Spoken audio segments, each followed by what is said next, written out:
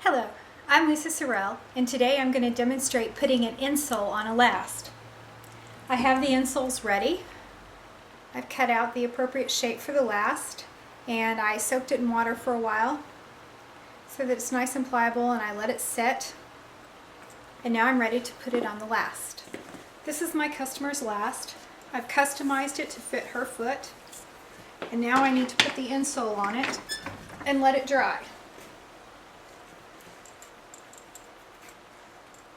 I want to shape the insole to the bottom of the last.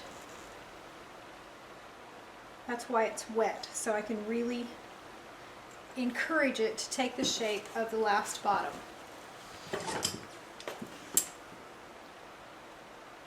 I'm going to put 4 nails in.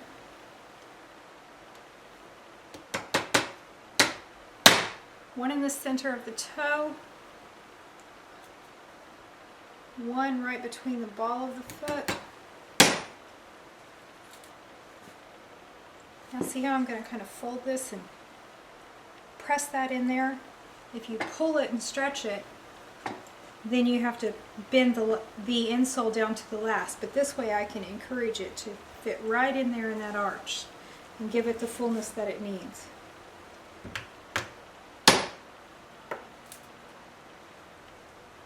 And then one right in the center of the heel.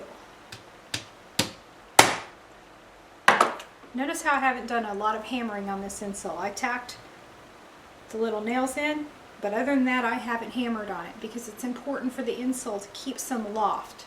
If I compress the fibers in the leather too much, then the weight of their foot isn't going to be able to make an impression.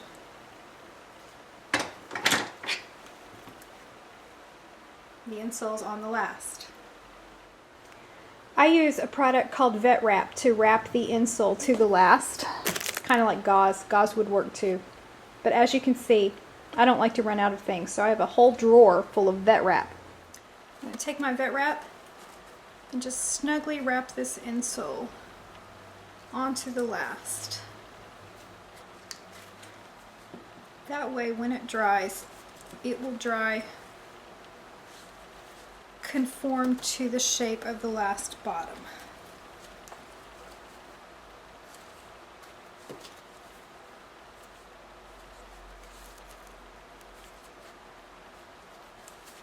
See, I'm snugging it up there in the arch. I want to really get the shape of the last.